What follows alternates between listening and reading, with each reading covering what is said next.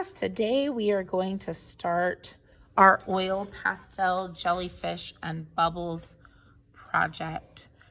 So we're going to be utilizing several elements and principles of art in order to create this piece.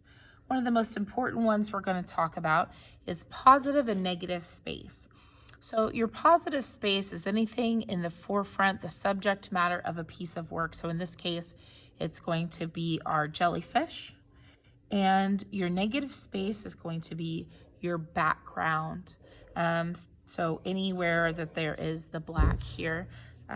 Artists use negative and positive space in order to create a balance and a rhythm to help lead the viewer's eye through the piece of artwork. So for today's jellyfish and bubble project, we are going to need our black paper. Got a little bit of a smudge on this, unfortunately. This is really nice, high quality paper. Very excited to have. And then we are going to need our oil pastel crayons. I have several sets for you all to use. Now the colors we're going to need for our project are going to be white. You can use baby blue, this light rose pink, and this light green. You can also use purple. We can make our jellyfish an assortment of colors. You can either do the light pink and light blue like I am doing. You can do blue, this baby blue, and a purple. You can do the pink and the purple. I'm going to use these two colors in order to create this, and the green is going to be part of your bubbles. So when we are drawing these, I want you guys to think about placement. We're going to be putting two of these onto the paper. So I want you to think about size and placement. You want to make them big enough in order to add the details, but small enough in order to fit two onto the paper. So the first thing we're going to do is to turn our paper landscape. Then we're going to take our white oil pastel crayon, and up here in the corner towards your right left-hand corner, we're going to draw a C shape that is laying face down. So I'm just going to draw a C. So it's not just going to be an oval that comes over. It's always going to be mushroom head shaped. Just like this, a C that's sort of laying down. That's going to be the shape for the top of our jellyfish. If you think about a jellyfish, they're not just a lump. They kind of curve inward, and underneath comes all the tentacles. So then I want you to take your crayon and carefully, using hatch lines, you're going to draw vertical lines next to each other, and it's going to come up a bit. It's going to create a curve that flows just slightly with the top of your jellyfish head. So just a little bit of curvature as you come up. You're creating these hatch lines. They're going to be really short. They're not going to be long at all, in order to create some texture and some guideline. Next, we're going to start adding some of the texture in order to make the jellyfish look like they are somewhat transparent. So from the top middle here, I'm just going to draw a couple of thinner accent lines that go around the outside on both sides. And we're going to flow with the form of the top of the jellyfish, just kind of like we did when we were learning how to do the apple, or when we were flowing with our buildings and our perspective project, the ones that bent upward. Next, we're going to create some accent lines down at the bottom. So towards the middle, right around this area, you're just going to draw 3 lines next to each other. Here, I'm going to draw some that curve kind of toward the end. We're just creating a little bit of texture. And then in between these middle lines and these outer lines, you're just going to draw some thinner lines that kind of flow. Next, we are going to add some accent lines at the top. We are going to draw from the top and flow with the form of the jellyfish, small lines, just like so, just to create some texture. They won't come down very far. They're just adding a little bit of form. If you notice, they're sort of giving the jellyfish a three-dimensional look. Now we're going to start adding some tentacles. If you think about tentacles, they flow with the water. They're very organic. They will overlap. So we're going to be using a little bit of overlapping when we create these. I'm going to start here just away from the outside, and I'm going to draw a tentacle that kind of comes out. Now I'm going to add a little thickness towards the front, and as it goes down, it's going to taper. We talked about tapering, so it's going to thin out and almost come to a point at the end. Nice long tentacle. Now I'm going to create one from here that goes up past this one and out. So once again, it's going to be a little bit thicker at the top, and it looks like it's going over top of that one. Just nice and flowing. You're just sort of giving that illusion of movement. Now, all the tentacles aren't going to be the same length, right? If you think about a jellyfish, not all the tentacles are the same. So this one's going to be a little shorter. And once again, we're overlapping underneath. Just some nice flowing tentacles. I think I'm going to add one more that's kind of coming down and around this way in order to fill this piece out nicely. Now think about the bigger tentacles. They're like a giant nerve. Now those we're going to draw a little bit differently. So I'm going to start by coming up here and sideways creating these sort of zigzags that also flow down, not as far because those aren't usually as long, and they taper at the bottom as well. So you're going to make like a zigzaggy kind of pattern. This one's coming out this way, and it's going underneath this tentacle. We want to create a few of these. Like I said, they're not going to be as long, and they're coming out sideways. They're going to be thick at the top and textured with kind of a zigzag feel to them. I'm going to make that one a little bit longer in order to come out. So now we have this really beautiful flowing jellyfish that I'm going to come in and I'm going to add some color to. I'm going to take the blue and gently draw a few lines kind of in between the others. Not too many. They're just accents. And this creates a little bit of color. Okay, one more time. The girls wrestlers. Next, I'm going to take the pink and come back in and add some of the pink.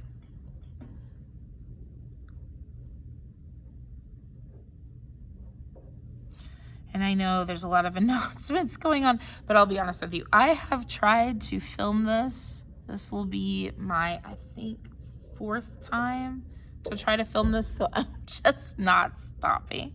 I'm going to add a little bit up here too. Just a little bit. The first time I did this, my phone decided that it was going to go into low battery mode, which made it stop filming altogether. So, and I didn't even know it. I went through the whole entire tutorial, not even filming anything. All right. So I have lots and lots of these beautiful jellyfish that I can put somewhere. So now we have given accent to the jellyfish head, and notice that it's really starting to come together. You've got a little bit of color here and there, but it's still, even though it's formed, you kind of see the middle, so it gives that transparency. And now I'm going to add a little bit of color into our tentacles. So I'm going to rotate in order to give it balance, what we talked about earlier, the balance and the rhythm. So I'm going to make this tentacle, I'm going to go along with the blue and just follow along. Now you want to do this slowly in order to keep everything flowing. I can add a little bit more to the top. I'm going to make this one pink, and I'm making sure to be careful to flow with the tentacle itself. And when they're going behind, like this one in particular, we're stopping with the color and then starting back where it starts again. in order to give the illusion of overlapping. I'll make this one pink, and it goes behind a couple of times. And we're creating that right there. And I'm going to add just a tad of color to these, just kind of here and there within that nerve. The long, thicker nerve looking ones. I wonder if those, I think those are the ones that shock you. I do believe. Those have the sting. Have you guys ever been stung by a jellyfish? I have heard it's not fun. My sister got stung by a jellyfish. I've heard it's not fun. I've also held a jellyfish that didn't have very much of a sting for humans, and that was kind of neat. It did not have these tentacles though. It was just a big flat clear blob, just a little one in my hand. Okay, so now we've completed our first jellyfish, and man, our work is looking really good. The second one, I'm going to come down right around this area. And the reason for this is we're going to create sets of bubbles in here. We're not going to surround the whole entire picture in bubbles. We're just going to create sets of bubbles. So I'm putting my second jellyfish right around here, and I'm going to tilt it just slightly. You can choose to do yours a little less tilted, but I wouldn't tilt it this direction because then our tentacles will come up this way and they might cross with this a little too much. So I'm going to tilt it just this way. And once again, I'm going to look at the size of my first jellyfish and create kind of a slightly tilted C. And you don't want to tilt this too much either this way, because then you'll have your tentacles going off of the picture. And that's not exactly the look we're going for. So I'm taking my oil pastel and creating my C again. It curves under like a mushroom top. And it's about the same size as the other. I take my crayon and once again create these hatch lines that curve just slightly upward and flow with the curvature of the top of the jellyfish. We have that, and I'm actually going to make this a little thicker. I don't like how thick it is, so I'm going to add a little, like so, and then sort of, there we go. I like that better. A little bit bigger, and those are our side lines like we put in here. Then I'm going to create one more that gives the illusion of it curving. We're going to create a couple of accent lines here, some here, just like we did on the other one. In between, curving, and then we're going to create some that are coming down from the top.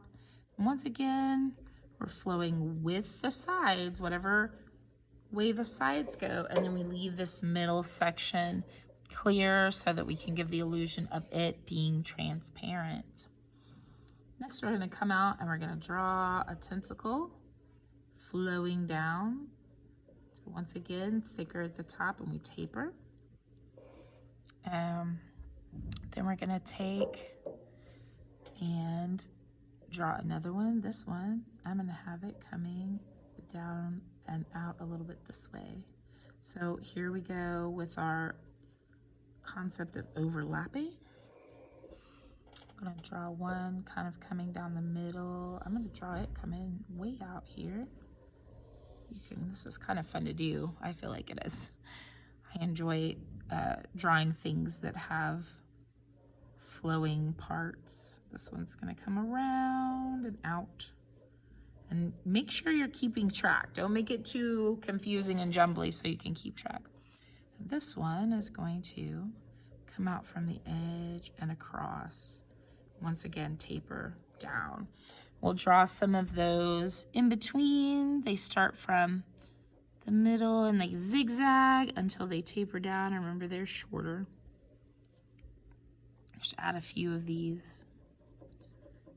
Like I said, think carefully about placements. Can be thicker at the top. If you have to go back and kind of thicken them and then come back down and give them a little more of a taper, that's not a bad idea. And then I'm going to give one more here. He's a little longer. So now we have our second jellyfish all drawn, and we're going to add our colored accent lines now. So I'm coming in with that pink, and like I said, you can use the purple in here. And I'm kind of adding a little bit, and then I'll stop, I'll look at it and decide where I want more of the same color or a different color.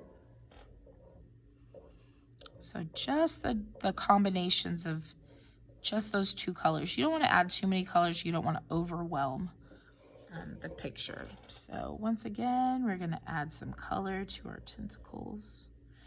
And pastel is just such a smooth, oil pastels. They're smooth. They're really fun to use. They create a really vibrant, textured drawing. I really enjoy using them. I don't get to very often make my own work with them, but they are fun to use. And then of course we come in, add a little bit of accent to our jellyfish stingers. Create a little color in there. And now you should have two really beautiful floating semi-transparent jellyfish just like this. The next part of our work is going to be deciding where to place our bubbles.